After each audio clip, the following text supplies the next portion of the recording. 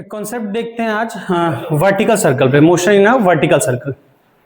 तो इसमें कई फॉर्मूले बताऊंगा, मेनली 3 फॉर्मूला आता है। कैसे आता है पूरा कराऊंगा, तो पहले समझना, उसके बाद लिखने का टाइम दे दूंगा, आराम से लिख लेना। Motion in a vertical circle,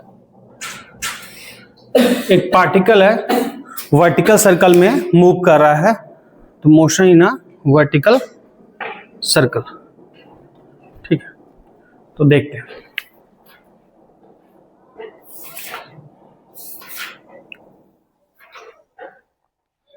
अब देखो, एक सर्कल बनाया, उस पे सेंटर मान लो यहां कहीं है सर्कल का, 4 पॉइंट दिया, एक लोएस्ट पॉइंट मान लो ए है, 4 इक्वल पार्ट में बांटा, एक पॉइंट मान लो बी है, अपर पॉइंट सी है और ये पॉइंट डी है। ठीक,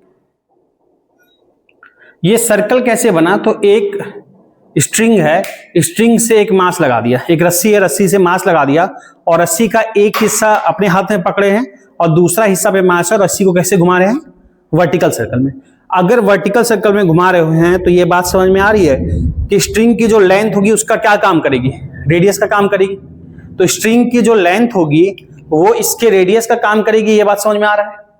तो ये जो है ओ पॉइंट, मतलब शुरू में ए पॉइंट था, स्ट्रिंग घूमते घूमते घूमते घूमते मान लो यहां पहुंचा, और ये मास है। ठीक, ये मास है, घूमते घूमते ये मास क्या होगा? इस पे से चक्कर काट रहा है, इस पे से चक्कर काट रहा है। तो ये बात समझ में आ रही है कि स्ट्रिंग की जो लेंथ है वही इसके लिए क्या काम करेगा? रेडियस का। तो लेंथ को एल लिखो, आर से लिखो, जैसे लिखना है। मान लो स्ट्रिंग के लेंथ को हमने लिख लिया एल से या आर से लिखोगे, ये किसका काम करेगी? रेडियस का काम। घूमते घूमते अलग अलग पॉइंट पे होगा। मैं किसी भी आर्बिट्रेरी पॉइंट पे, मतलब से किसी पॉइंट पे, मान लो अभी पार्टिकल यहां, ये कोई सा भी पॉइंट हो सकता है, किसी पॉइंट पी पे वेलोसिटी पता करूंगा और टेंशन पता करूंगा। एक फॉर्मूला हम प्रूव करेंगे, लाएंगे, और उसके हेल्प से हम कहीं भी निकाल सकेंगे। तो हम देखते हैं at during the motion at any point P, किसी पॉइंट पी पे हम देख रहे हैं, जरा ध्यान से समझना। जब पार्टिकल किसी पॉइंट पी पे है, तो अगर मैं वर्टिकल हाइट बोलता हूं, समझना, वर्टिकल हाइट बोलता हूं, तो ये जो हाइट है समझो, अब सबसे लोएस्ट पॉइंट क्या है? ए है। ए से ये जहां तक पहुंचा, ए से पी तक किसी पॉइंट पे पहुंचा, तो ए से पी का वर्टिकल हाइट ये कुछ है, हमने बोला क्या है? एच है। ये बात समझ पा रहे हो? अच्छा, ठीक है।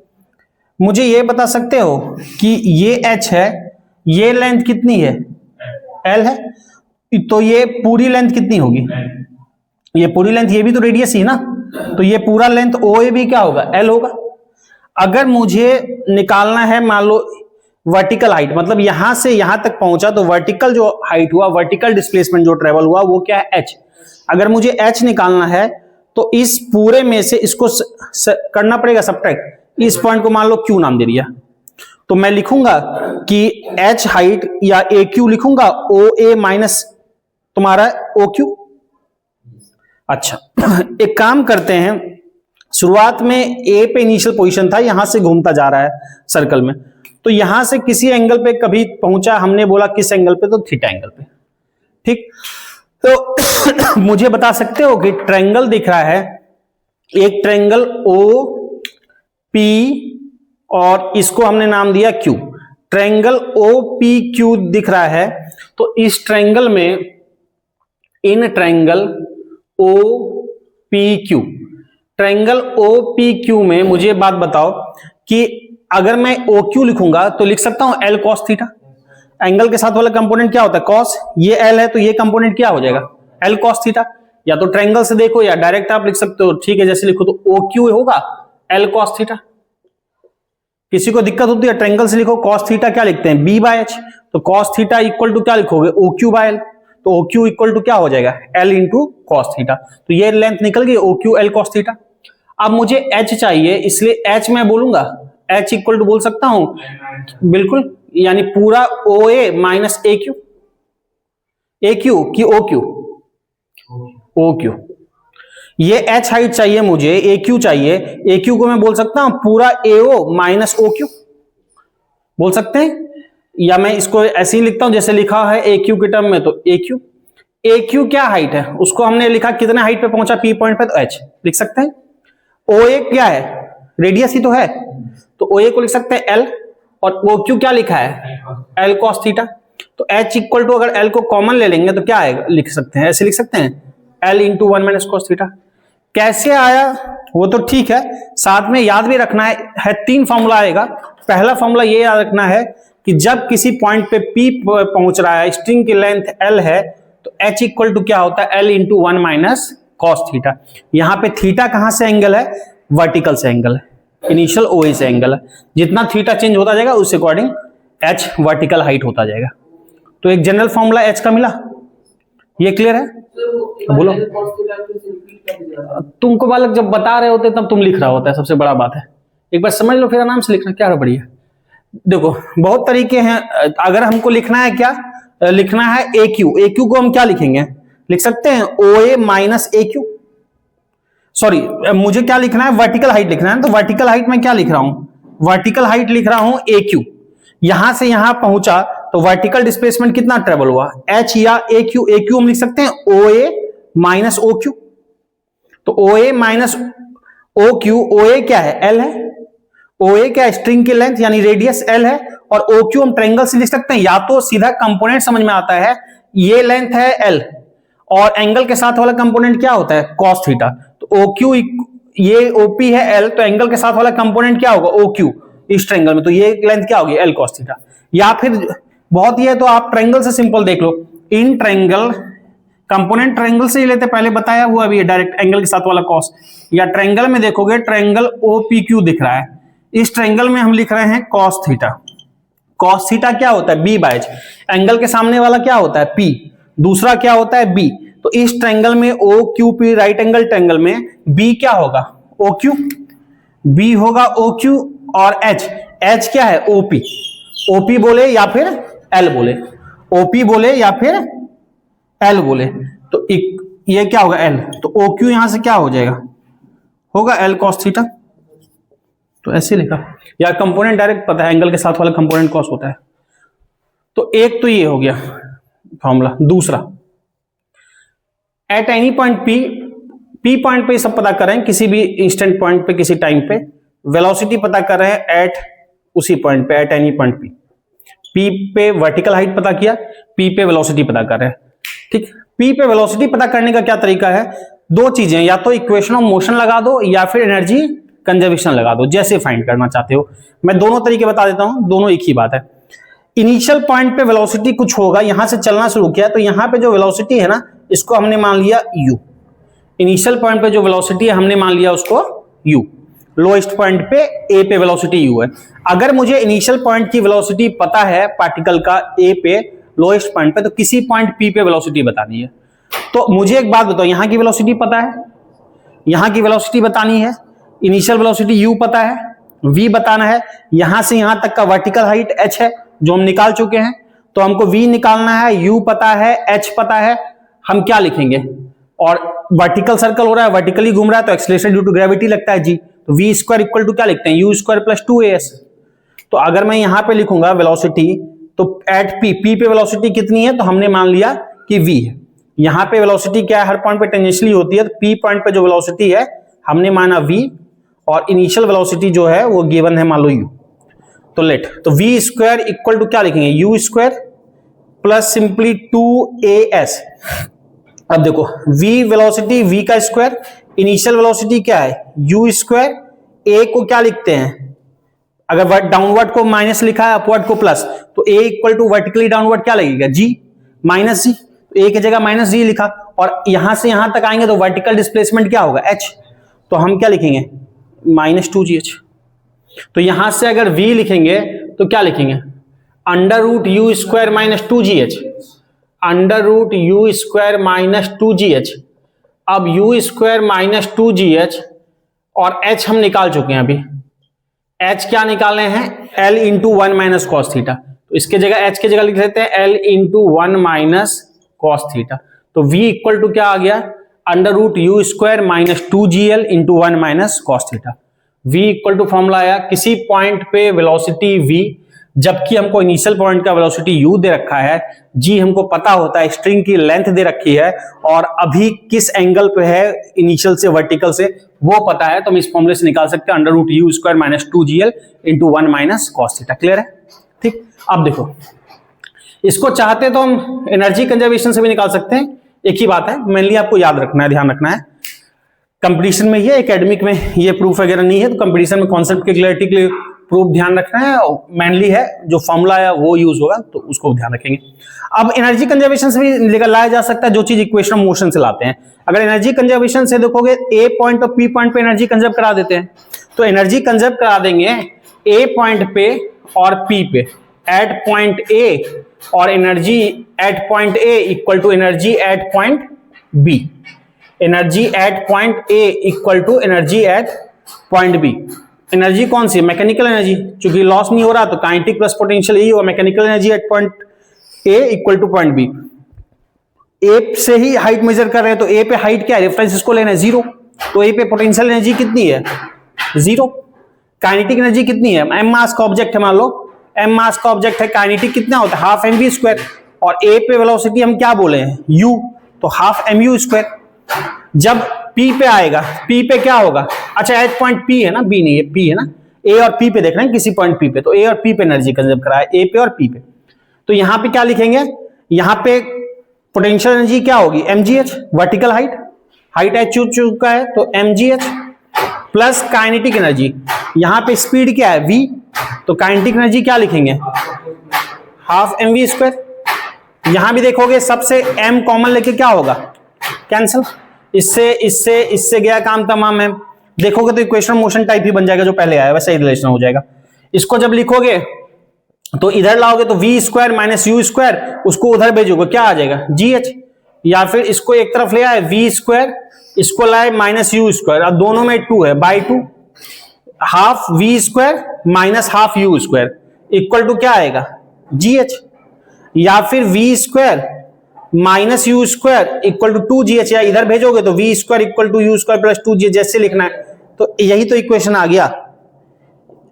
यू स्क्वायर मैंने क्या कर दिया, अच्छा इसको उधर नहीं भेजा था ना, माइनस GH होगा ना, इधर इस तरफ भेजेंगे तो माइनस GH हो जाएगा, ये इसको इधर लाए और इसको ले गए इस तरफ, तो ये माइनस GH हो गया।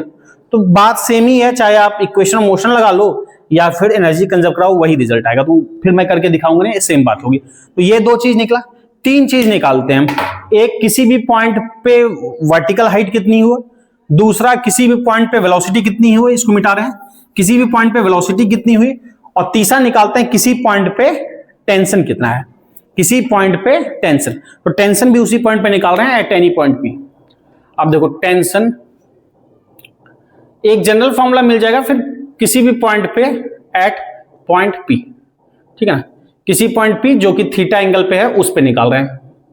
तो टेंशन हम जब निकाल रहे हैं पी पॉइंट पे, तो क्या क्या लगेगा पी पॉइंट पे बता सकते हो, एम मास का ऑब्जेक्ट है, क्या लगेगा नीचे mg वेट लगेगा, रस्सी खींच रही है तो क्या लगता है टेंशन, टेंशन की direction away from the body, अगर खींच इधर रहा है तो टेंशन किधर लगेगा, इधर अपवर्ड अंदर की तरफ, अगर ये खींच रहा है इसे, और कोई लगेगा कोई फोर्स क्या, नॉर्मल एक्शन जब तक कंप्रेस नहीं करेगा नहीं ना, हवा में घूम रहा है कंप्रेस किसको करेगा, और कुछ सर्कल में घूम रहा है ना सेंट्रीपिटल, अगर इसी पे बैठ गए तो सेंट्रीपिटल, और सॉरी सेंट्रीफ्यूगल, बाहर से कोई देख रहा है तो सेंट्रीपिटल, बाहर से देख रहा है तो सर्कल में घूमता आएगा सेंट्रीपिटल, किसी को उस पे मास पे बैठा दिया, एक मक्खी को बैठा दिया, मच्छर बैठा दिया, उसके लिए क्या है रेस्ट में है, उसके लिए क्या बात करेंगे सेंट्रीफ्यूगल, रिजल्ट में फर्क नहीं आएगा। तो अगर मैं सेंट्रीपिटल या सेंट्रीफ्यूगल दिखाता हूं तो किधर दिखाऊंगा, इधर क्या लिखूंगा m, यहां पे वेलोसिटी क्या है v, mv स्क्वायर बाय क्या लिखते हैं r, और रेडियस कितनी है l, हम बाहर भी दिखा सकते थे अंदर भी, अंदर दिखाते तो मतलब सेंट्रीपिटल यूज करें, बाहर तो सेंट्रीफ्यूगल। अब फोर्सेस बैलेंस करने की दिक्कत क्या है कि mg अलग तरफ है और t और mv स्क्वायर बाय l तो अपोजिट है, ठीक है, सबको एक तरफ लेने के लिए फिर mg का कंपोनेंट ले सकते हैं। ये एंगल कितना है बता सकते हो, ये एंगल थीटा, ये लाइन वर्टिकली डाउनवर्ड है, ये और ये पैरेलल हो जाएगी, ये वाली लाइन mg वाली लाइन नीचे की तरफ वर्टिकली डाउनवर्ड, ये भी सीधी, ये दोनों लाइन क्या है पैरेलल, तो और ये वाली लाइन कट कर रही है, तो ये एंगल थीटा है, तो ये भी कितना बनेगा थीटा, तो ये भी एंगल थीटा है, तो mg का एंगल के साथ वाला कंपोनेंट क्या हो जाएगा cos थीटा, तो इधर कंपोनेंट क्या आ जाएगा mg cos थीटा। mg का दूसरा कंपोनेंट भी होगा, टेंजेंट और रेडियस के बीच 90 बनता है, ये रेडियस वाली लाइन है, दूसरा कंपोनेंट mg का इधर होगा, पर हमको यहां जरूरत नहीं है। क्यों जरूरत नहीं है? क्योंकि ये कंपोनेंट इससे 90 डिग्री पे होगा, mg sin थीटा इससे 90 डिग्री पे होगा, 90 डिग्री पे इस कंपोनेंट का कोई रोल नहीं रहेगा। तो mg का एक कंपोनेंट इधर लगा, यानी टोटल क्या लगा, t इक्वल टू क्या है, mv square by L plus mg cos theta. तो यहां पे लिखेंगे टेंशन की वैल्यू, तो टेंशन इक्वल टू कितना आया, mv square by L plus mg cos theta. अब हमने v निकाला है, अभी v निकाला, v इक्वल टू क्या आया था, अंडर रूट ये you square minus 2gl into 1 minus cos theta. अगर इसका स्क्वायर करेंगे तो क्या होगा, रूट हट जाएगा, स्क्वायर करेंगे तो रूट हट जाएगा, यानी रूट हट जाएगा तो क्या होगा, m v स्क्वायर है तो क्या होगा, m u square minus 2gl into 1 minus cos theta. इतनी बातें हम इसके जगह पे लिख सकते हैं, v स्क्वायर की जगह पे, v स्क्वायर की जगह पे ये लिख लिया, v की वैल्यू रख दिया, प्लस और क्या बचा, mg cos theta, d point इधर लिख लिया, जगह नहीं, तो ये हो गया प्लस mg cos थीटा। पहले बताओ इतना क्लियर है? अब इसको सिंप्लीफाई करके लिखेंगे थोड़ा सा, एक टर्म आएगा mu स्क्वायर बाय एल, एक टर्म m को अंदर मल्टीप्लाई करें, पहला टर्म ये आएगा mu स्क्वायर बाय एल, देखना mu स्क्वायर बाय एल, इसको जब मैं इससे मल्टीप्लाई करूंगा माइनस 2mgl, या इसको मल्टीप्लाई किया माइनस 2gl, और ये वाला m हुआ तो माइनस क्या हो जाएगा 2mgl डिवाइड बाय एल, तो क्या आ जाएगा, माइनस 2mg आएगा। अगला टर्म जो होगा देखो ये आएगा 2mgl डिवाइड बाय एल, ये समझ में आ रहा है, ये माइनस 2gl यहां मल्टीप्लाई होगा और m से मल्टीप्लाई होगा, तो माइनस 2mgl और नीचे l, तो ये होगा l से l कैंसिल हो जाएगा, ये l से l गया, काम तमाम। और ये इससे मल्टीप्लाई होगा माइनस 2gl cos थीटा और तुम्हारा m, तो क्या होगा, मैं लिख ही देता हूं पूरा, तो माइनस माइनस क्या हो जाएगा प्लस, ये माइनस मल्टीप्लाई होगा तो क्या होगा जरा बताओ, बिल्कुल 2mgl cos थीटा और डिवाइड बाय नीचे क्या है l है, ये बात आ रही है समझ में, डिवाइड बाय l है तो l से l क्या हो जाएगा कैंसिल। अच्छा एक ये mg cos थीटा भी रह गया था, एक ये mg cos थीटा भी है, ये यहां लिख लेते हैं, plus mg cos theta, plus mg cos theta. अब इसको एडजस्ट करके लिख लेते हैं फाइनली, तो t इक्वल टू क्या आया, mu स्क्वायर बाय एल, थोड़ा सा अरेंज करके लिखेंगे, देखो माइनस क्या है 2mg, माइनस 2mg, और यहां देखोगे तो और क्या आ रहा है बताओ सिंप्लीफाई करके, ये plus L L cancel 2mg cos theta और प्लस mg cos थीटा, कितना होगा 3mg cos थीटा। तो ये कैसे आया, ठीक है, प्लस फॉर्मूला भी याद रखोगे, आगे देखेंगे डायरेक्ट किसी भी पॉइंट पे निकालते हैं कैसे इसके हेल्प से। तो t का फॉर्मूला आया mu square by L minus 2mg plus 3mg cos theta, ये तीन फॉर्मूला आया, एक टेंशन का, एक वेलोसिटी का और एक वर्टिकल हाइट का। एक t का formula mu square by L minus 2mg plus 3mg cos theta, ये तीन फॉर्मूला याद रखना है। कैसे है लिखो, बात करते हैं। फॉर्मूला याद रखना है, कैसे आया हमने बता दिया। एक वर्टिकल हाइट कहां पे पहुंचेगा, h equal to L into 1 minus cos theta, L string की लेंथ है, थीटा कहां से एंगल है, वर्टिकल पॉइंट से एंगल OA से। दूसरा फॉर्मूला क्या था, v equal to under root U square minus 2gl into 1 minus cos theta. और तीसरा फॉर्मूला क्या है, mu square by L minus 2mg plus 3mg cos theta. ये तीन फॉर्मूला याद होना चाहिए। अलग अलग स्पेशल केस देखते हैं, स्पेशल केस, इसी फॉर्मूले को यूज करते हुए कुछ कंडीशन, कुछ टर्म्स आएंगे। तो एक टेबल सा बना लेते हैं, यहां लिख लेते हैं पॉइंट, 4 मेजर पॉइंट जो है 4 कॉर्नर वो देख लेते हैं। पॉइंट तुम्हारा A B C D, ठीक, 4 पॉइंट दिख रहा है। एंगल,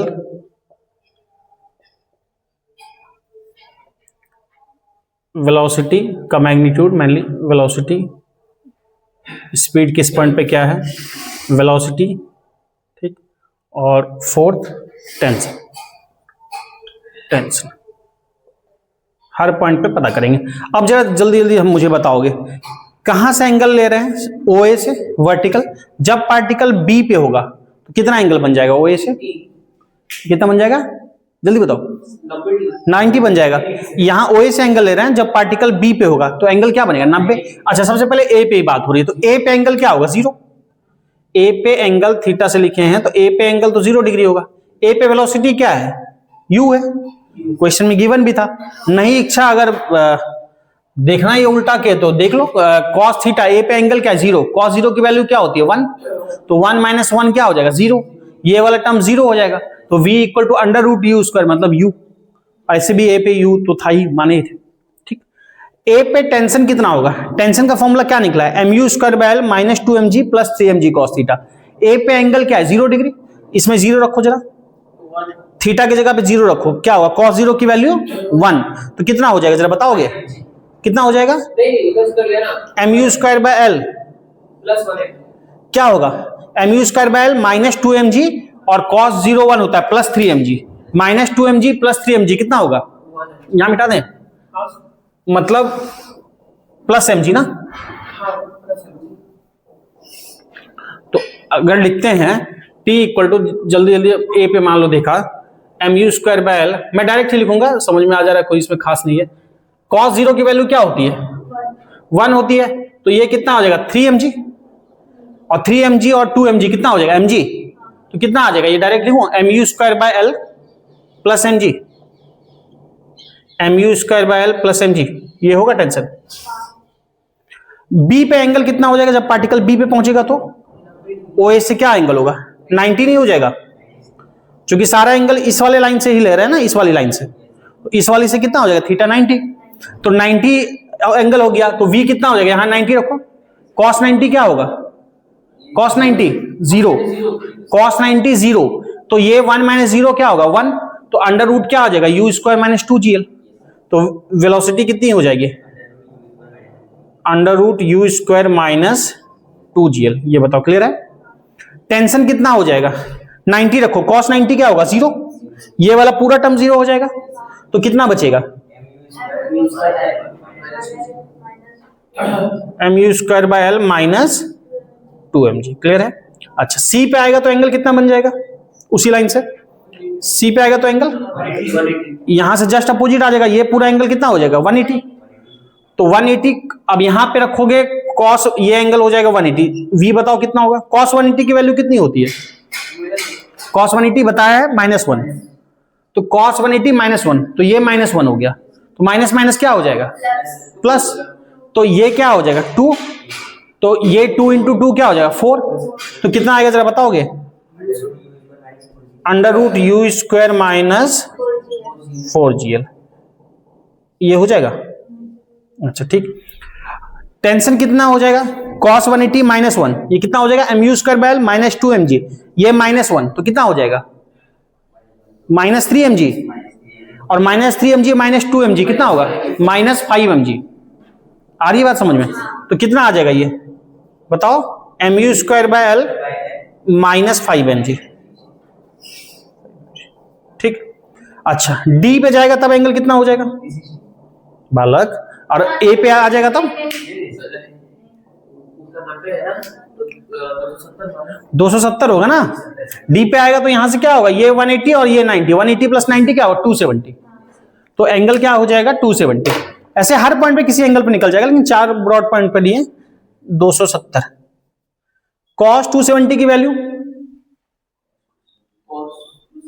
ये तो ग्राफ से ध्यान है, डायरेक्ट ध्यान है, जैसे यार नहीं ध्यान है तो 180 प्लस 90, 180 प्लस 90, 180 में क्या होता है नो चेंज, cos 90 की वैल्यू क्या होती है 0, तो cos 270 की वैल्यू क्या होती है 0, देख सकते हो ना 180 प्लस 90, 180 में नो 180 में नो चेंज, तो क्या लिखो cos 180 प्लस थीटा cos 90 क्या होगा 0, या ग्राफ से भी देख सकते हो, तो कितना हो जाएगा ये 0 यानी under root u square minus 2gl, हाँ वही सेम कर देंगे 90 का जो है, और टेंशन कितना हो जाएगा टेंशन भी 90 वाला होगा, cos 270 का 0, ये पूरा टर्म 0, तो mu square L minus 2mg, तो यानी यही वाला होगा जो B पे था 90 पे था। अब अलग अलग जगह पे हमको बैठ के हर एक जगह का रटना नहीं है, हमको ये 3 फॉर्मूला ब्रॉडली याद होने चाहिए। 3 फॉर्मूला, H वाला, V वाला, T वाला, हम कहीं पे भी निकाल सकते हैं। देखो B पे और D पे सेम वैल्यू आई, V और तुम्हारा T की आनी भी चाहिए सेम के, जस्ट अपोजिटली एंड था B और D, बाकी देखा। अब इन सब में से अलग अलग वैल्यू टेंशन की भी दिख रही है, V की, U की हम निकाल लेंगे।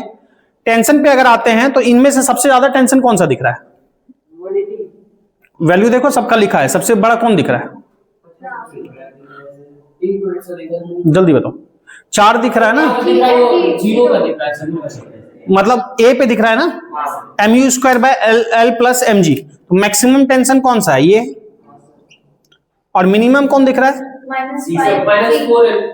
कौन सा? -5 mg, सबसे बड़ा सबट्रैक्ट किया ना, तो ये मिनिमम दिख रहा है। होना भी चाहिए था, जरा बात समझो, तो ठीक है मैथमेटिकली भी दिख गया, पर होना भी मैक्सिमम ए पे चाहिए था और मिनिमम सी पे। क्यों? क्योंकि ए पे सबसे ज्यादा खींचेगी ग्रेविटी, समझना। ए पे सबसे ज्यादा खिंचाव रहेगा तो टेंशन क्या रहेगा? सबसे ज्यादा रहेगा। सी पे टेंशन मेंटेन रखना सबसे डिफिकल्ट है। क्यों? क्योंकि रस्सी जब रहेगी ना, रस्सी ऐसे करके गई, मास ऊपर गया, तो सी पे सबसे ज्यादा चांस आएगा कि ऐसे नीचे आ जाए, लूज हो जाए। सी पे स्ट्रिंग क्या चाहिए? मास ऊपर है घूमते हुए, तो मास क्या चाहेगा? स्ट्रिंग चाहिए लूज हो जाए, मास ऐसे हो जाएगा, मास इधर आ जाएगा, यानी रस्सी लूज हो गई तो टेंशन क्या हो गया? चला गया। तो सबसे डिफिकल्ट टेंशन मेंटेन रखना कहां है? सी पे। सी पे इसलिए सबसे कम टेंशन है, और ए पे सबसे ज्यादा खिंचाव, सबसे ज्यादा खींचेगा तो ए पे सबसे ज्यादा टेंशन है। अब जरा सब हमने लिख दिया, जल्दी से 1-2 चीज मुझे बता दो, बाकी फिर अलग अलग और केस बनेंगे। तो फर्स्ट केस देख लेते हैं अभी। तो हमको जरा बताओ, ए पे टेंशन दिख रहा है, सिंपल मैथ है, जरा बताओ सबट्रैक्ट करके। और बी पे टेंशन का डिफरेंस कितना है? टी ए और ए बी, टी बी दोनों लिखा है, डिफरेंस बताओ कितना आएगा? दोनों को सबट्रैक्ट करोगे तो सिंपल मैथ लगाओ ना, 3 mg, दिस माइनस दिस करोगे ना, तो माइनस लगाओगे, mu²/mu² चला जाएगा, और ये माइनस माइनस प्लस हो जाएगा, mg और 2 mg कितना हो जाएगा? 3 mg। आ रही बात समझ में? टेंशन बी पे भी दिख रहा है, सी पे, इसका जरा डिफरेंस देख के बताओ तो कितना होगा? TB minus TC, this minus this, तो ये कैंसल, ये भी -2 mg, ये +5 mg हो जाएगा, प्लस 5 mg -2 mg कितना होगा? +3 mg होगा। ठीक, अच्छा, TA माइनस टीबी निकाल लिया, टीबी माइनस टीसी निकाल लिया। जरा मुझे बताओ तो TA माइनस टीसी कितना होगा? सबट्रैक्ट करके देखो। TA माइनस टीसी, 2 तरीके हैं TA माइनस टीसी। अगर इसको इससे सबट्रैक्ट करोगे तो mu² चला जाएगा, 5 mg + mg क्या होगा? 6 mg। अब देखो, या तो ये 6 mg तो हमने डायरेक्ट ऐसे भी लिख लिया है, या फिर हम ऐसे भी देखेंगे ए और बी के टेंशन का डिफरेंस कितना है? 3 mg, और बी और सी का डिफरेंस क्या है? 3 mg। तो यहां से यहां 3 mg, यहां से यहां 3 mg, तो यहां से यहां क्या होगा? 6 mg। वैसे भी देख सकते हो। अच्छा, अलग अलग पॉइंट का इस तरह से हम देख सकते हैं सबट्रैक्ट। सबसे ज्यादा टेंशन कहां पे था? ए पे था, और सबसे कम कहां था? उसी का डिफरेंस तो ये है। यानी वर्टिकल सर्कुलर मोशन में अगर मैं बोला जाए मुझसे, मैक्सिमम टेंशन और मिनिमम टेंशन के बीच का डिफरेंस कितने का होता है? 6 mg का। वर्टिकल सर्कुलर मोशन में मैक्सिमम टेंशन और मिनिमम टेंशन का डिफरेंस कितने का होता है? 6 mg का। इतनी बातें क्लियर है? इसको नोट डाउन कर लो। ठीक है, लिख लिया। कल मतलब ये देखे ही हैं, ठीक है ना। इसको आगे देखते हैं। स्पेशल केस लिखा था, स्पेशल केस में अलग अलग पॉइंट पे टेंशन और V की वैल्यू क्या होती है वो देखा हमने। इसको एक काम करते हैं, इसको पॉइंट 1 करते हैं, ठीक है। नेक्स्ट स्पेशल केस में ही इसको कर देते हैं पॉइंट 2। कल टेंशन का डिफरेंस बताए थे, इसमें टेंशन का डिफरेंस हमने बताया था, इसको कर दिया पॉइंट 2, ठीक। तीसरा आते हैं, डेरिवेशन तो देख चुके हैं कैसे क्या लाते हैं। तीसरा पॉइंट आते हैं, थर्ड पॉइंट। किसी भी पॉइंट पे टेंशन हमने निकाला है, अगर रस्सी लूज होगी, स्ट्रिंग लूज होगा, यानी उस पॉइंट पे क्या होगा? टेंशन खत्म होगा। और टेंशन अगर खत्म हो गया तो मतलब क्या हो गया? रस्सी लूज हो गई। तो अगर किसी पॉइंट पे रस्सी को बने रहना है, सी पे पहुंचना है, तो सी पे जितना टेंशन है कम से कम उतनी वैल्यू चाहिए, या बी पे जितना टेंशन है उतनी वैल्यू चाहिए, या ए पे जितना टेंशन है उतनी वैल्यू चाहिए। अब सी पे जो टेंशन है उसकी वैल्यू कितना है? ये है mu²/L - 5mg। अगर एक बात समझो, अगर ये स्ट्रिंग है, एक हाथ में स्ट्रिंग पकड़ा है, एक हाथ में मास है, वर्टिकल सर्कल में घुमा रहे हैं, तो मास ऐसे घूमते घूमते घूमते घूमते यहां पहुंचा। अगर इस पॉइंट को पार करा दोगे, समझना, अगर इस पॉइंट को पार करा दोगे तो क्या होगा, फिर ग्रेविटी के कारण खुद ही नीचे आ जाएगा। कष्ट है इस पॉइंट पे सी तक लाना। मैक्सिमम सी से पहले कहीं टेंशन जीरो हो जाएगा तो वहां से नीचे आ जाएगा, सी पे टेंशन जीरो हो जाएगा तो यहीं नीचे आ जाएगा। लेकिन अगर हम सी को क्रॉस करा दिए हाईएस्ट पॉइंट को, तो फिर ग्रेविटी खींच के फिर से क्या होगा, इनर्शिया करंट नीचे आ जाएगा। तो अगर हमने सी को क्रॉस करा दिया तो पूरा सर्कल घुमा देंगे। तो पूरे सर्कल घूमने के लिए टेंशन एट सी क्या होना चाहिए, tension at C should greater than equal to क्या होना चाहिए, जीरो। अगर जीरो होगा टेंशन सी पे, मतलब सी तक पहुंच जाएगा, और उससे ज्यादा TC greater than equal to zero, और टीसी की वैल्यू एग्जैक्ट जीरो होगी तो यहां टेंशन जीरो होगा, यहां से लूज हो जाएगा, और इससे ज्यादा होगी तो इस पॉइंट को क्रॉस कर जाएगा, और इस पॉइंट को क्रॉस कर गया तो फिर नीचे आ जाएगा। तो TC greater than zero, TC हम कल लाए थे, जरा बताना तो जीरो करके क्या होगा। ये हम ला चुके हैं mu²/L - 5mg, सी पे tension should greater than equal to zero. Solve करोगे m कॉमन लेके कैंसिल उधर जाएगा तो क्या आ जाएगा, u²/L should greater than equal to क्या होगा, 5mg, या मैं डायरेक्ट लिखूं, g उधर जाएगा 5g, u² should greater than equal to क्या होगा 5gl। इसको इधर भेजा, L से मल्टीप्लाई होगा, यानी u should greater than equal to क्या होगा √5gl। यानी अगर इनिशियल वेलोसिटी यानी लोएस्ट पॉइंट पे वेलोसिटी को हमने u बोला है, तो अगर लोएस्ट पॉइंट पे वेलोसिटी √5gl देंगे तो पार्टिकल यहां तक पहुंचेगा, और √5gl से ज्यादा देंगे तो उसको क्रॉस कर जाएगा। ठीक, √5gl तक देंगे तो c पे टेंशन जीरो होगा, c तक पहुंचेगा, और उससे अगर ज्यादा दे देंगे तो c को क्रॉस कर जाएगा। तो थर्ड पॉइंट के अंदर हम अलग अलग बात करते हैं। थर्ड पॉइंट के अंदर फर्स्ट देखते हैं, पहला पॉइंट, थर्ड में ये कहानी लिख लेना, उसके बाद थर्ड में फर्स्ट पॉइंट लिखते हैं। तो जल्दी से ये कहानी लिख लो। थर्ड में पहला पॉइंट ये, दूसरा ये बताया जो, और तीसरा ये टेंशन सी पे greater than equal to zero करके देखा। इसके अंडर में अब देखते हैं फर्स्ट पॉइंट। तो जल्दी से इसको पहले नोट कर लो फिर लिखते हैं। फर्स्ट लिखना condition for looping the loop, जैसे लिखा लिखो, condition for looping the loop, loop मतलब circle, condition for looping the loop. Looping the loop का मतलब है पूरा लूप घूमने के लिए। Condition for looping the loop, looping the loop का मतलब है पूरा लूप घूमने के लिए। तो मुझे बताओ, अभी बताया ना, पूरा लूप घूमने के लिए कितना चाहिए, तो condition for looping the loop, तो लूपिंग द लूप के लिए minimum velocity at lowest point, looping the loop के लिए minimum velocity at lowest point u से लिखा है शुड इक्वल टू कितना होना चाहिए, √5gl से ज्यादा। अगर 5gl से ज्यादा देंगे तो c पॉइंट को क्रॉस करेगा, c को क्रॉस करेगा तो क्या होगा, लूप पूरा हो जाएगा। तो लूपिंग द लूप के लिए कंडीशन क्या है, u शुड, बल्कि हम जब क्वेश्चन करेंगे तो ये क्वेश्चन यूज करेंगे, greater than equal to √5gl। ठीक है ना, इक्वल टू में जस्ट क्रिटिकल कंडीशन होगा, जस्ट उस पॉइंट तक पहुंचेगा। तो न्यूमेरिकल करते समय ना हम एग्जैक्ट, चूंकि 5gl मान लो u सॉल्व करते हुए 5gl आया 10, समझना, मान लो √5gl करके हमारी वैल्यू आई 10, यानी 10 से थोड़ा भी ज्यादा दोगे तो लूप पूरा हो जाएगा। 10 से थोड़ा भी ज्यादा का मतलब क्या है कि 10 पॉइंट से 0.0000001 भी दोगे तो पूरा हो जाएगा, 10.0000001 भी दोगे तो पूरा हो जाएगा 10 से ज्यादा। तो जब हम क्वेश्चन किया करेंगे तो हम 10 यूज कर लेंगे, तो 10.00 मल्टीपल टाइम 01 को हम लगभग 10 लिख सकते हैं। ठीक है ना। अच्छा, इसमें क्रिटिकल कंडीशन अगर बोलेंगे, अगर लूपिंग द लूप बोलते हैं मतलब उस पॉइंट तक पहुंच जाना आपका सी तक। इसके अंदर में सेकंड पॉइंट लिखते हैं, इसमें सेकंड पॉइंट लिखो, इसमें सेकंड लिखो। सेकंड लिखना, अगर u ग्रेटर देन √5gl हुआ, जो बोल रहे हैं ना u ग्रेटर देन √5gl, समझना, मैं दोनों को फॉरगेट कर देता हूं, √5gl, तो इसमें क्या होगा, लिखो, particle will complete the loop, C को क्रॉस कर जाएगा, लूप पूरा कर जाएगा, particle will complete the loop. Second point, u greater than √5gl, तो क्या है, particle will complete the loop.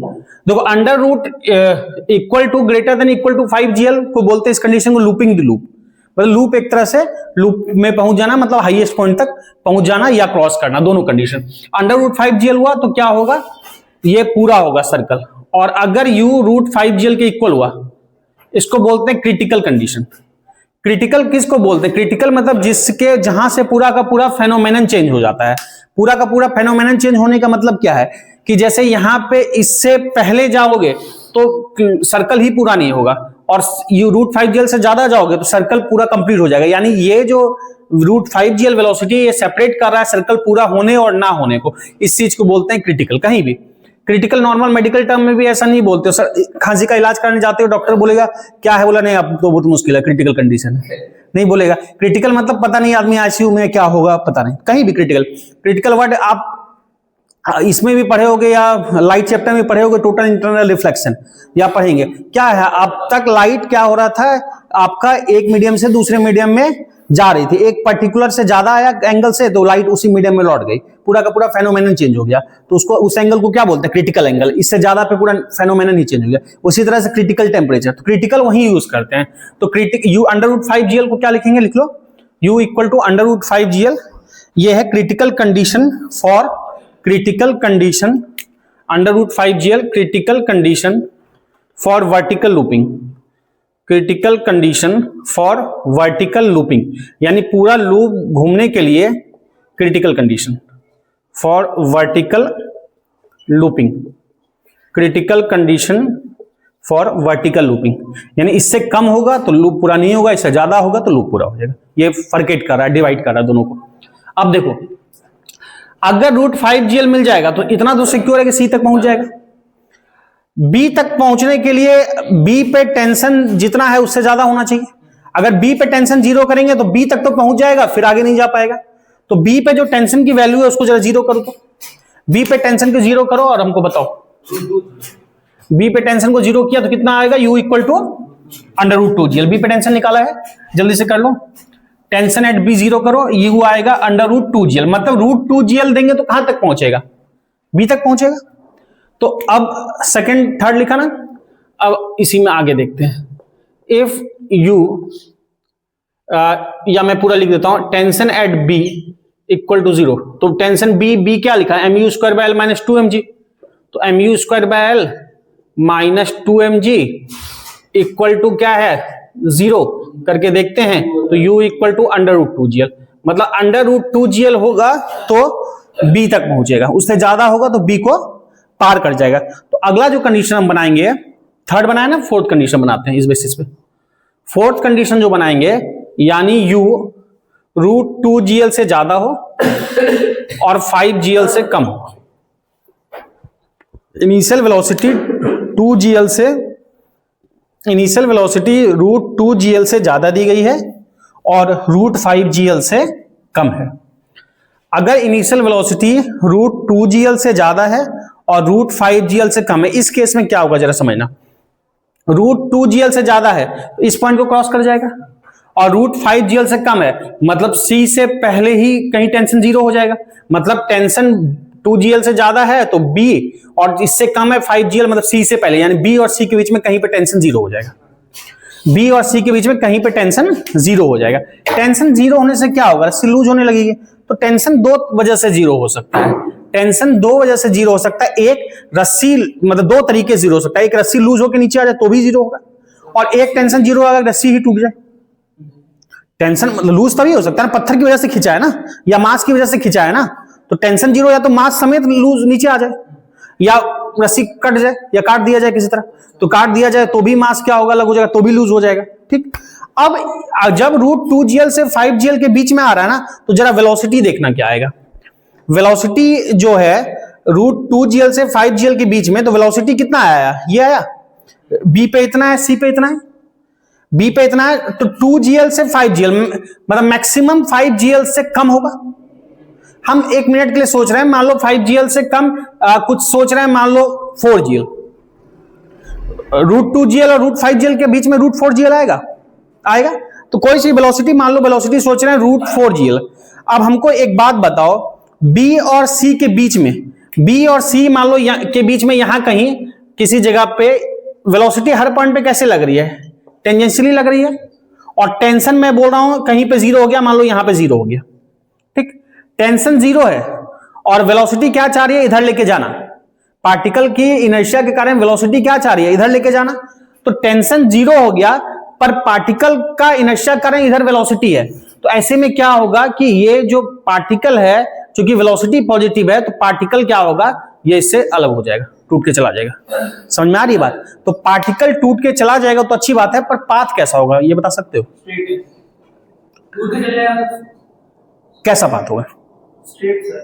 देखो पार्टिकल का पाथ क्या होगा, हर पॉइंट पे डायरेक्शन क्या होती है, टेंजेंशियल, तो इसका पाथ क्या होना चाहिए, सीधा निकल के स्ट्रेट लाइन होना चाहिए।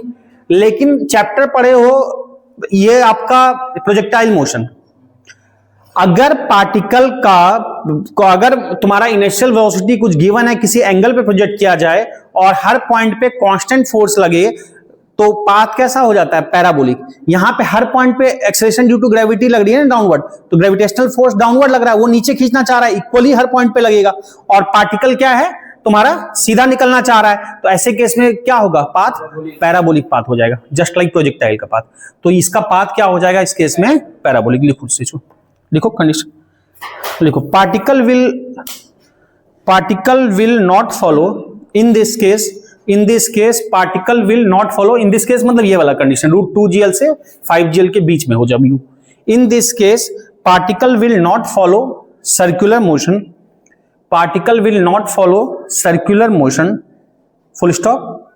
The tension in string is zero, the tension in string is zero between point, in string is zero between point B and C, between point B and C, between point B and C, while between point B and C, while velocity remains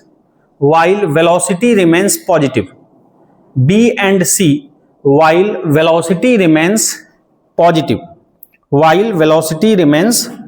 positive, so particle leaves the circular path,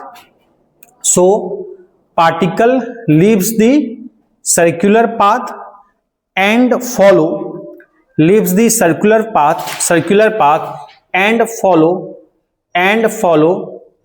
parabolic path,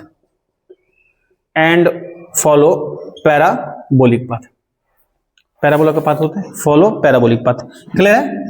तो ये बन गया 4। पांचवा condition एक लिख लेते हैं, B पे चाहिए 2gl, बी तक जाने के लिए, अगर 2gl से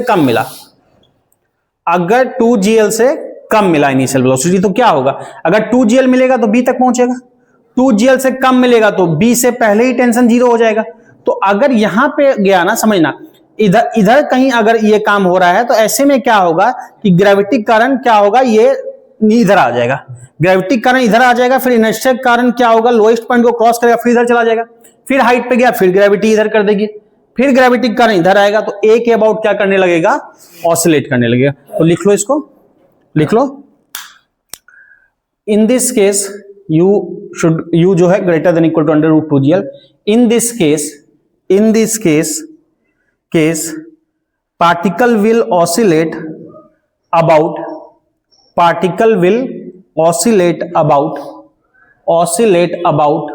point A, particle will oscillate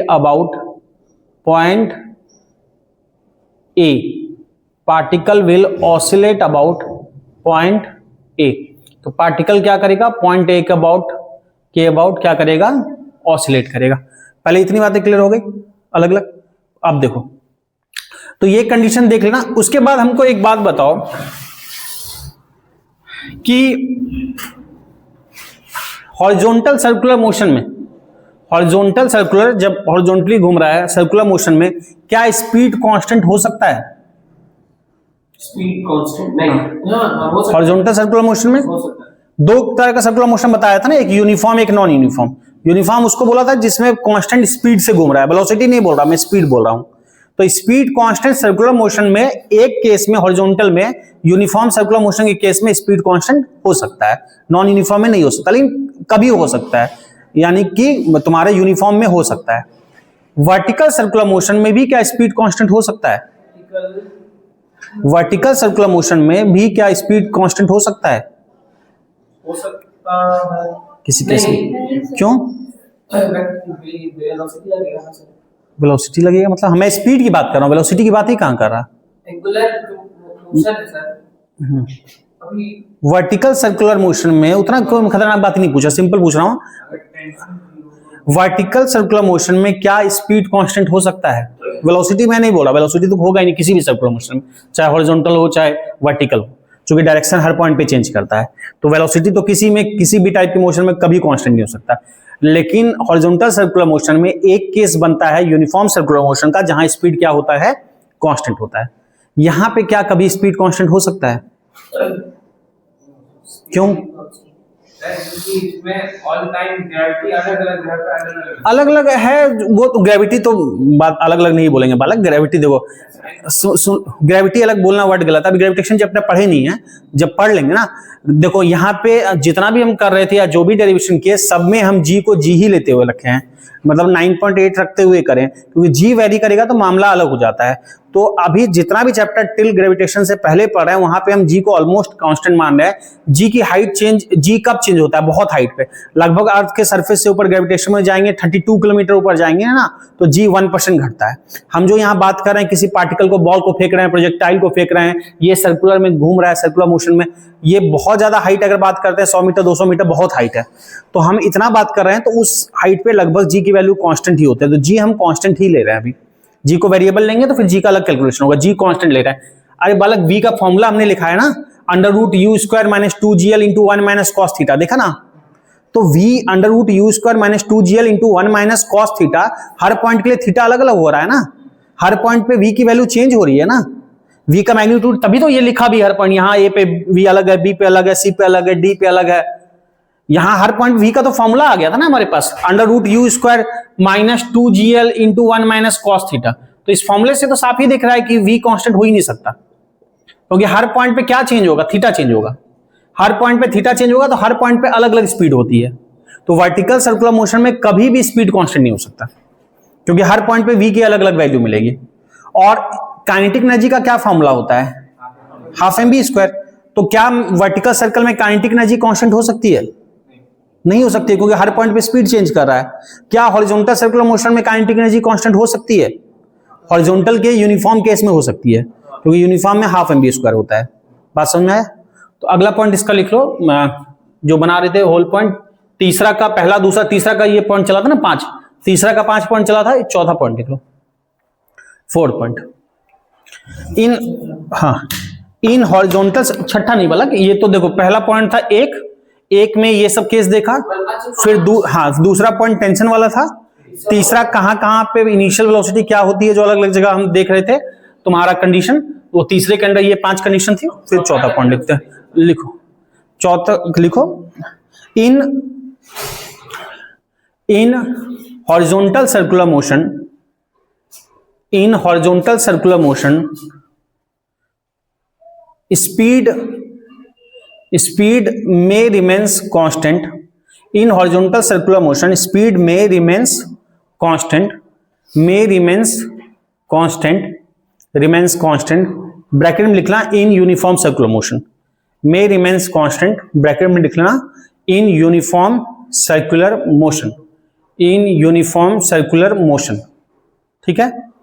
But in vertical circular motion,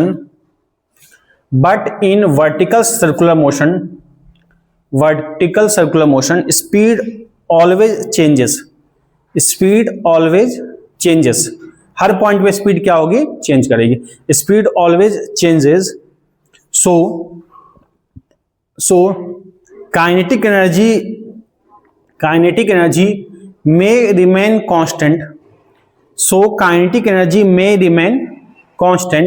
may remain constant in horizontal circular motion. Kinetic energy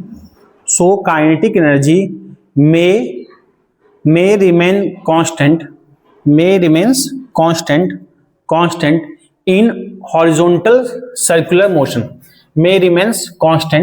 in horizontal circular motion. may remains constant in horizontal circular motion, may remains constant in horizontal circular motion, but may remains constant in horizontal circular motion, but तुम्हारा kinetic energy can never be constant, but kinetic energy can never be constant in vertical circular motion. Kinetic energy can never be constant in vertical circular motion. ठीक है, तो vertical में kinetic energy कभी constant नहीं हो सकती, horizontal में हो सकती है अगर यूनिफॉर्म सर्कुलर मोशन देख रहे हैं तो. ठीक, अच्छा इतनी बातें तो हो गई. अच्छा, आपके मन में अगर एक ख्याल आएगा, किसी के मन में आ सकता है कि सर आप यहाँ पे एक काम तो कर दिए हैं कि यहाँ पे बोल दिए इस केस में जब √2gl से 4gl के बीच में था तो बोल दिए क्या कि ये √5gl के बीच में था तो कहीं पे टेंशन 0 हो गया तो इस पॉइंट पे पार्टिकल लीप कर गया. तो यहाँ पे जब √2gl से कम बोल रहे हैं तो यहाँ पे भी तो ऐसा होना चाहिए लीप कर गया और सीधा चला जाए, पर यहाँ पे हम बोल रहे हैं कि ऑसिलेट कर रहा है. ऐसा क्यों? रस्सी यहाँ क्यों नहीं टूट रही है? दरअसल यहाँ पे देखो, जब हम इसके लगभग ये इसका फ्लैट सरफेस है ना, ये स्ट्रेट कब होगा? स्ट्रिंग इस जगह पे स्ट्रेट होगा, यहाँ पे स्ट्रेट होगा तो यहां से नीचे क्या होगा? ग्रेविटी के साथ होगा, ग्रेविटी का असर होगा. ग्रेविटी के अगेंस्ट नहीं जा रहे हैं, ग्रेविटी के साथ जा रहे हैं, सपोर्ट कर रही है ग्रेविटी. तो यहाँ ग्रेविटी का सपोर्ट मिल रहा है तो ग्रेविटी नीचे खींचेगी, डोमिनेट कर पाएगी, रस्सी टूटने नहीं देगी. इधर ये V इधर भागना चाह रहा है, समझना, V इधर भागना चाह रहा है, ग्रेविटी ऑटोमेटिकली नीचे खींचना चाह रही है तो ऑसिलेट करा देगी. इस केस में जो है हम अगेंस्ट दी ग्रेविटी जा रहे हैं, वो फ्लैट लेवल है, लेवल से नीचे आ रहे हैं तो क्या हो रहा है? ग्रेविटी खींच रही है, ग्रेविटी के अगेंस्ट. ये क्या हो रहा है कि अगेंस्ट दी ग्रेविटी जा रहे हैं और वेलोसिटी पॉजिटिव है तो ये लेके चले जाएगा. ठीक है, तो खैर ठीक है. तो इसके कॉन्सेप्ट जो था हमने कई थ्योरी बता दिया. अब इस पे करना है हमको अलग अलग टाइप के क्वेश्चन. तो वर्टिकल सर्कल भी पढ़े, उस पर भी क्वेश्चन करेंगे. एक क्वेश्चन लिखो, पहले एक क्वेश्चन लिखो. एक बार बी और सी के बीच में धागा टूट गया, धागा नहीं टूटता, नहीं टूटेगा ही.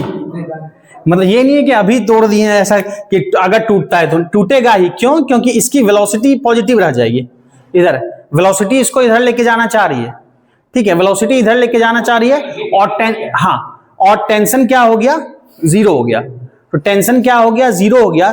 तो टेंशन क्या हो गया? 0 हो गया. टेंशन 0 की 2 वजह हो सकती है. अगर मान लो कोई चीज समझना, तुम इसको पकड़ के हम इधर खींच रहे हैं, इसको पकड़ के खींच रहे हैं और ये लूज होना चाह रहा है, तो अगर पकड़ के खींच रहे हैं तो ये लूज होगा उल्टे डायरेक्शन में. ये क्या करेगा? ये और तानने में मदद करेगा, ये इसको और टेंशन देने में, इसको तनाव होने में मदद करेगा, खींचने में. तो ये खींचने में मदद करेगा तो अल्टीमेटली खींचेगा ही. तो लूज की वजह से मामला बनेगा नहीं, खींचने की वजह से क्या होगा? फिर टेंशन ही 0 होगा. टेंशन 0 इसका वजह ये रहेगा.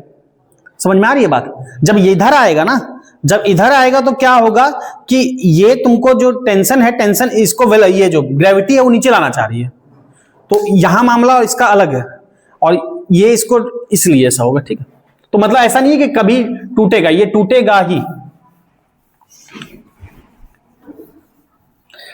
टेंशन 0 हो गया तो टेंशन 0 का वजह टूटना ही होगा क्योंकि दोनों खींचने में ही हेल्प कर रहा है.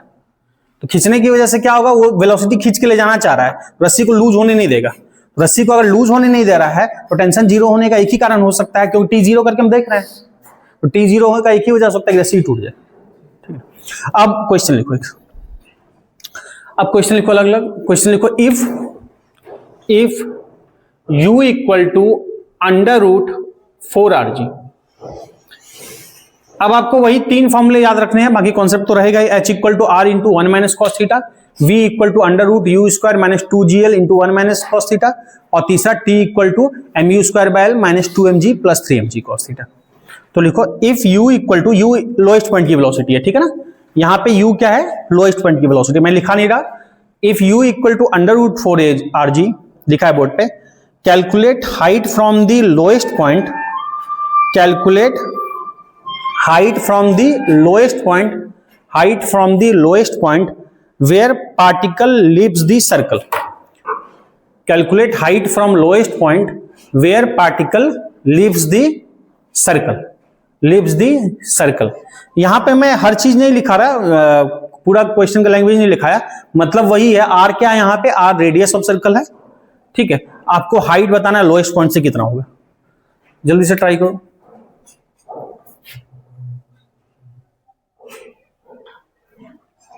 ये बता दूं क्या है, कर लोगे ट्राई, करो, ट्राई कर सकते हो तो करो, देखो।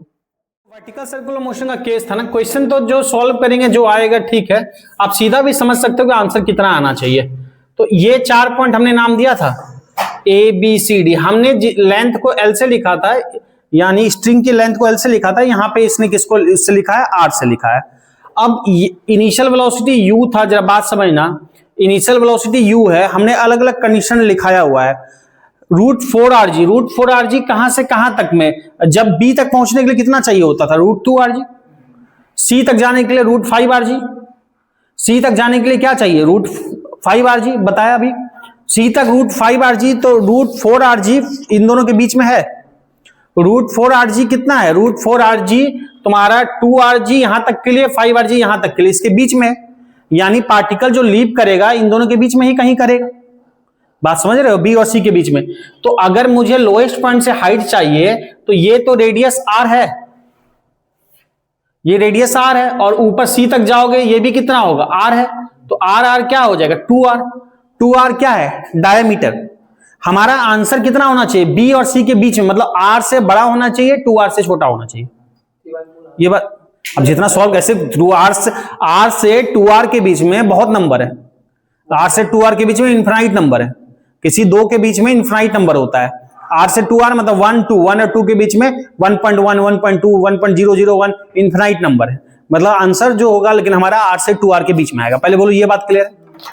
अब हमको क्या बोला गया कि √4rg u है, तो तुम्हारा बताओ हाइट कितना है। हाइट का मतलब क्या, हाइट का मतलब है वर्टिकल हाइट, हाइट का मतलब है वर्टिकल हाइट लोएस्ट पॉइंट से, वर्टिकल हाइट हमने बोला था h, तो यहां पे बोला लीप करेगा मान लो, तो ये हाइट कितना आ गया, h, हमको ये h निकालना है। ठीक, हमने 3 फॉर्मूला याद रखने को बताया था। अच्छा, कहीं पे लीप करने का मतलब क्या है, उस जगह पे टेंशन 0 होना। लीप करने से सीधा मतलब आना चाहिए हमको टेंशन क्या होगा, 0 होगा, तो उस पॉइंट पे टेंशन 0 होगा। किस पॉइंट पे हमको पता नहीं है कौन सा पॉइंट, तो ना तो मैं बी का टेंशन को 0 कर सकता हूं, ना सी का टेंशन को 0 कर सकता हूं, फिर कौन सा टेंशन 0 कर सकता हूं, मेन टेंशन का जो इक्वेशन है, टेंशन की जो इक्वेशन है, टेंशन की इक्वेशन क्या थी, mu²/r, वहां पे रेडियस को लिखा था स्ट्रिंग की लेंथ l से, यहां पे रेडियस को लिखा गया r से, तो mu²/r क्या था फॉर्मूला पूरा, -2mg प्लस क्या था 3mg cos थीटा। ये किसी भी पॉइंट का टेंशन था, और ये टेंशन क्या होना चाहिए, 0 होना चाहिए।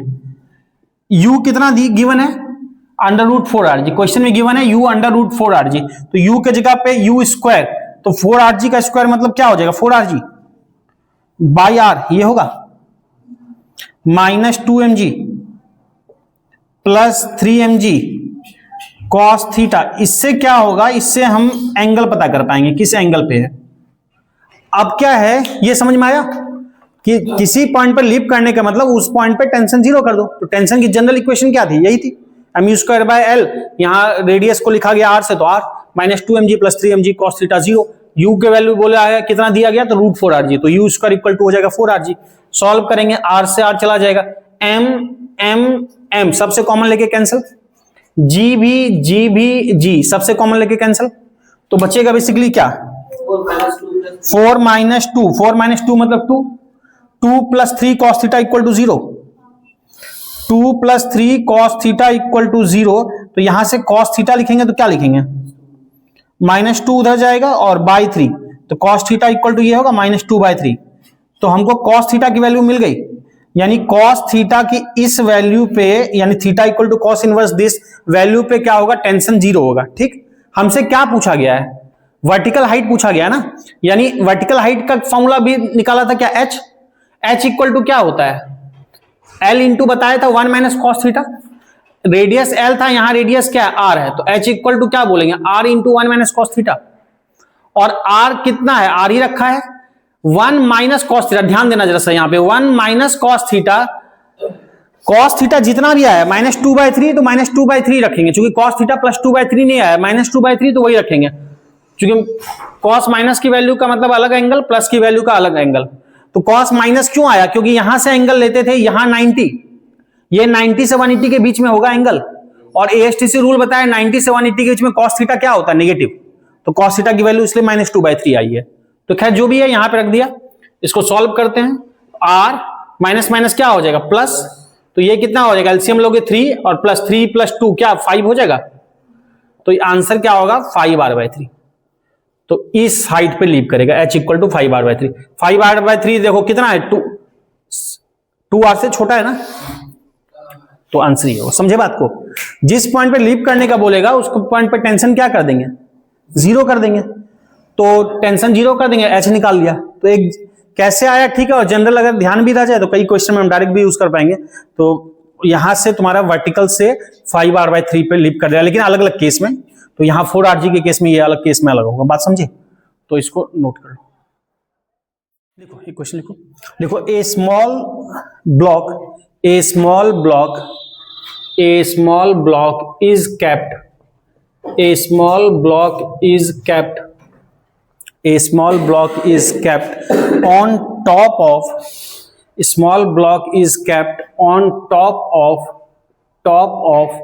a hemispherical bowl,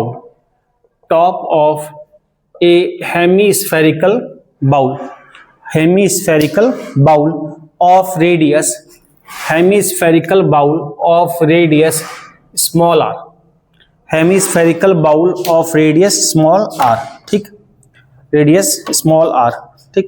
if block start sliding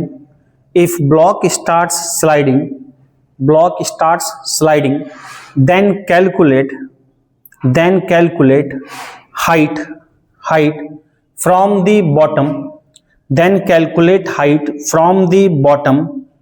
bottom where the block leaves the surface, calculate height from the bottom where the block leaves the surface, block leaves the surface। यानी तुमको हाइट बताना है, obvious है answer in terms of R, जैसे ये आया ना 5r/3 ऐसा ही कुछ h in terms of R बताना है। हो जाएगा ट्राई कि बता दूं, हाँ करो, इसमें आपको ट्राई करना होगा। हेमिस्फेरिकल बाउल मतलब क्या है, इसमें प्रूव करना होगा, खुद से देखना होगा, डायरेक्ट फॉर्मूलेबाजी नहीं चलेगा। हेमिस्फेरिकल बाउल मतलब कटोरा आधा कटोरा।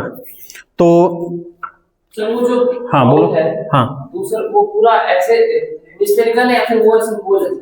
अब तुम लॉजिकली समझो, कॉन्सेप्चुअली समझो, अगर ऐसे रहेगा तो टॉप पे कैसे ब्लॉक रख पाओगे? अगर हेमिस्फेरिकल बाउल के टॉप पे है तो यानी बाउल ऐसे है, आधा हेमिस्फेयर, इसके टॉप पे ब्लॉक है, यहां पे ब्लॉक है, ठीक है। अभी ब्लॉक का मास वास कुछ मानना है मान लो, बाद में आंसर में नहीं दिखना चाहिए। तो तुम्हारा ये मान लिया m, इसका जो रेडियस है बाउल का, ये रेडियस कुछ है से r है, गिवन है, रेडियस तो गिवन है बल्कि r, ठीक। अब ये बाउल क्या होगा, यहां से फिसलना शुरू करेगा, यहां से फिसल के किसी जगह मान लो यहां पे जाके ये इसको लीप कर देगा, यहां तक आया और यहां पे अब क्या कर रहा है, लीप कर दे रहा है किसी जगह। तो तुमको बताना है ये हाइट कितना है, बॉटम से ये h कितना है जहां पे लीप कर रहा है। ये किसी ना किसी जगह तो छोड़ देगा ना, कटोरी है, कटोरी पे एक तुम ब्लॉक को लगाओ, ठीक है। एक हेमिस्फेरिकल बाउल है, ये कटोरी है, कटोरी पे एक ब्लॉक को रखा, तो ब्लॉक को ऊपर रखा, ऊपर से खिसका दिया, खिसका कहीं जाके ये छोड़ देगा, कहीं जाके ये इसको छोड़ देगा। तो किस हाइट पे ये छोड़ेगा इसको? नहीं, यहां पे ट्राई करना है तो करो, अदरवाइज मैं बताऊंगा कॉन्सेप्ट। क्या बता दूं क्या या करोगे ट्राई? जल्दी बताओ, कॉन्सेप्ट समझो क्या है। देखो यहाँ पे कॉन्सेप्ट समझो, कहीं पे लीप करेगा, हमको पता नहीं कहां पे लीप करेगा, हमने माना यहां लीप करेगा, ठीक। अब यहां पे लीप करेगा तो यहां पे क्या क्या फोर्सेस लगेगा पहले देखो जरा समझो। एक तो वेट लगेगा नीचे, ठीक है। लीप करने का मतलब क्या है? लीप करने का मतलब किसी ना किसी एंगल पे लीप करेगा, तो ये जो एंगल बना रहा होगा उस समय, ये मान लिया थीटा। ग्रीन दिख रहा है ना, क्या हो ग्रीन दिख रहा है ना, लाइट दिख रहा है ना, ग्रीन, ठीक है। देखो ये ठीक है, कोई बात नहीं, यह समझो mg नीचे लगेगा, ये जिस एंगल पे लीप करेगा मान लो थीटा एंगल है, पहले बोलो इतनी बात क्लियर है? अच्छा, और क्या होगा, नॉर्मल रिएक्शन कंप्रेस करेगा। अब एक बात कंप्रेशन से भी रिलेटेड एक आएगा, कंप्रेस करता है तो नॉर्मल रिएक्शन कब जीरो होगा नहीं होगा उस पर भी हम बात करेंगे। एन और mg क्या एक तरफ है? नहीं है, तो फिर mg का क्या लेना पड़ेगा, कंपोनेंट। mg का कंपोनेंट लोगे, इधर n है, n के अपोजिट mg का कंपोनेंट लोगे, क्या आएगा, नीचे आएगा ये एंगल थीटा, तो ये वाला एंगल भी कितना होगा, थीटा। तो mg का इधर कंपोनेंट क्या होगा, एंगल के साथ वाला कॉस होता है, ठीक। दूसरा इधर साइन होगा, पर हमको काम नहीं है, हमको n से देख रहे हैं बात को, हमको चूंकि हाइट निकालना है। पहले बोलो इतनी बातें क्लियर है, कोई दिक्कत? अच्छा, n लग रहा है इधर mg का कंपोनेंट mg cos थीटा लग रहा है। ये जो घूमेगा ये हेमीस्फेयर पाउट है। स्फेयर में जब कोई पार्टिकल गिरता है, स्फेयर में जो स्फेयर है, स्फेयर में कोई पार्टिकल गिरता है तो अपने पाथ में, अपने सर्कुलर पाथ में गिरता है ना, तो वो जहां भी आएगा स्फेयर में, ऊपर से नीचे जितना भी दूर तक, कैसे आएगा, सर्कुलर मोशन में आएगा, सर्कुलर पाथ में आएगा। और सर्कुलर मोशन, सर्कुलर पाथ के लिए कौन सा लगता है, सेंट्रीपिटल, या इसी पे चढ़ के देखोगे तो सेंट्रीफ्यूगल। अगर बाहर से देख रहे हो तो सेंट्रीपिटल, और ब्लॉक पे ही बैठ के देख रहे हो तो सेंट्रीफ्यूगल, आपको जो आसान पड़े। हम मान लो ब्लॉक पे ही बैठ के देख रहे हैं, ब्लॉक पे चींटी बैठा दिया, मक्खी बैठा दिया, तो उसके लिए क्या बोलेंगे, mv² सेंट्रीफ्यूगल। और सेंट्रीफ्यूगल ये रेडियस होगा, ये डिस्टेंस, ठीक है। यानी कि अगर मैं यहां पे फोर्सेस बैलेंस करूंगा ब्लॉक के इक्विलिब्रियम के लिए, ब्लॉक के इक्विलिब्रियम के लिए जरा समझना, ऊपर क्या लग रहा है, n + mv²/r, और उसके अपोजिट क्या लग रहा है, mg cos थीटा। अब यहां एक कॉन्सेप्ट निकल के आ रहा है, जरा बात को समझना। अगर ब्लॉक यहां तक बना हुआ है, इसका मतलब ब्लॉक क्या है, कंप्रेस कर रहा है। कोई चीज अगर किसी पे टिका है तो उसको जब तक दबाएगा नहीं, कंप्रेस नहीं करेगा, नहीं टिक सकता। लीप करने का मतलब क्या है कि अगर बाउल पे आ रहा है ब्लॉक, बाउल पे ब्लॉक आ रहा है, बाउल पे ब्लॉक आ रहा है और ब्लॉक लीप कर गया यहां से, मतलब जहां से लीप किया फिर उसको दबा नहीं पा रहा है। अगर इसके सरफेस को दबाता, बाउल के सरफेस को अगर ब्लॉक दबा पाता तो क्या होता, टिका रहता। और दबाएगा तो एक्शन करेगा, एक्शन का क्या होगा, रिएक्शन होगा। लीप करने का मतलब है कंप्रेस नहीं कर पा रहा है। बात समझ में आ रही है? लीप करने का वर्ड का मतलब है कंप्रेस नहीं कर पा रहा। कंप्रेस नहीं कर पा रहा तो नॉर्मल रिएक्शन क्या है, 0 है। यानी लीप जिस जगह पे करेगा वहां पे n क्या हो जाएगा, 0। चूंकि लिप्स का मतलब क्या है, लीप कर रहा है। लीप तब तक नहीं लीप करेगा कोई चीज किसी सरफेस को जिस पे रखा है, जब तक सरफेस को दबाएगा। अगर सरफेस का दबाएगा, लीप नहीं करेगा। अगर सरफेस से कांटेक्ट लूज हो जाएगा, सरफेस से कांटेक्ट लूज हो जाएगा मतलब सरफेस को अब दबा नहीं पा रहा है, और सरफेस को दबा नहीं पा रहा है मतलब नॉर्मल रिएक्शन नहीं लग रहा है। तो लीप करने का मतलब है नॉर्मल रिएक्शन क्या हो गया, 0।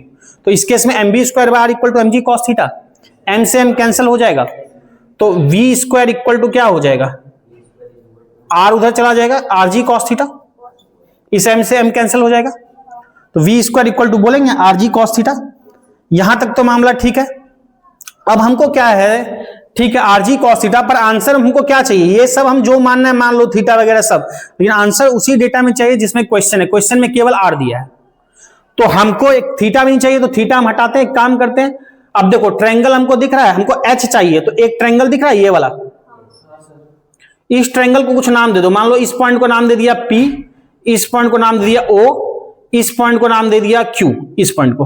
तो एक ट्रायंगल दिख रहा है, triangle POQ।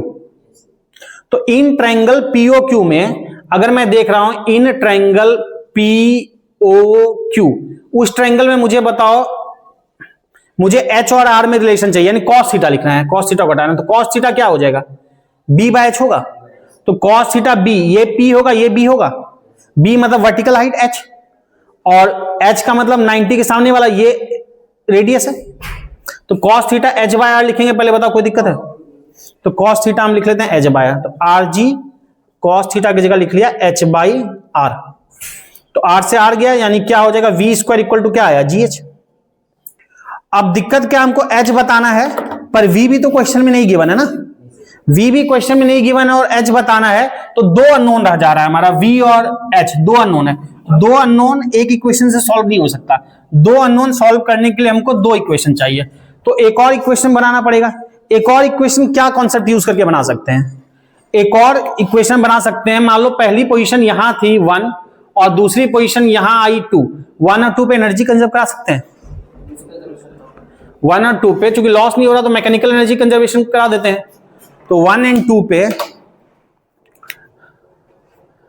By mechanical energy conservation, mechanical energy conservation, mechanical energy conservation कहाँ करा रहे हैं, 1 पे और 2 पे। तो 1 पे जितनी मैकेनिकल एनर्जी थी इक्वल टू 2 पे, तो 1 पे मैकेनिकल एनर्जी कितनी होगी, 1 पे जो हाइट है, 1 पे हाइट क्या होगा, 1 पे हाइट ये नहीं, मैं डायरेक्ट लिख सकता हूं या फिर आप जैसे लिखो 1 पे रेडियस होगा, ये पूरा हाइट है ना, ये रेडियस के इक्वल होगा, तो 1 पे जो हाइट है वो रेडियस है, तो 1 पे पोटेंशियल एनर्जी क्या लिखेंगे, mgh। यहां पे h के जगह पे क्या लिख लेंगे, r, तो mgr सॉरी। और काइनेटिक एनर्जी कितनी होगी, शुरू में रेस्ट पे है ना लिखा है, देखो लैंग्वेज देखो, a small block is kept on top, top पे रखा हुआ है, केप्ट ऑन टॉप मतलब शुरू में v0 यानी काइनेटिक एनर्जी क्या होगी, 0। फिर इस हाइट पे हम बोल रहे हैं लीप करा, यहां पे पोटेंशियल एनर्जी क्या होगी, mgh, उस हाइट को h माना है हमने, ये height mgh plus kinetic energy जो लीप करेगी वो कुछ होगी हाफ mv², हमने v लिखा है इस जगह पे, तो हाफ mv², ठीक है, क्लियर है। तो यहां से जो कैंसिल हो रहा है m कैंसिल हो जाएगा, m कैंसिल, तो यहां से v² इक्वल टू क्या लिखेंगे, अगर लिखना है तो ये इधर लाएंगे, तो gr माइनस gh लिखेंगे, v²/2 equal to gr minus gh, तो v² इक्वल टू क्या होगा, 2g कॉमन ले लिया, r माइनस h लिखेंगे। अब हमको दोनों में क्या था, हमको दोनों में v² था ना, दोनों में v² हमको हटाना था, तो इक्वेशन 1 लिखा, इक्वेशन 2, दोनों में v² की वैल्यू मिल गई, दोनों को इक्वेट कर दें, तो फ्रॉम 1 and 2, चूंकि एक इक्वेशन से एक अननोन नहीं निकल सकता, इसलिए हमने एक और इक्वेशन से v² की वैल्यू निकाल ली, तो from 1 and 2 LHS equal RHS equal होगा, मतलब GH इक्वल टू क्या बोलोगे, GH इक्वल टू बोलोगे 2g r माइनस h, तो यहां से G से G गया, काम तमाम, G से G जाएगा, H इक्वल टू अंदर मल्टीप्लाई हो जाएगा, ये H equal to 2r minus 2h, H चाहिए ना हमको, उधर ले जाओगे तो क्या हो जाएगा, 3h इक्वल टू 2r, तो H इक्वल टू H चाहिए, H इक्वल टू कितना हो जाएगा, 2r/3, तो ये आंसर हो जाएगा, बात समझ में आया। तो 2r/3 हाइट पे क्या करेगा, लीप कर जाएगा, ठीक है।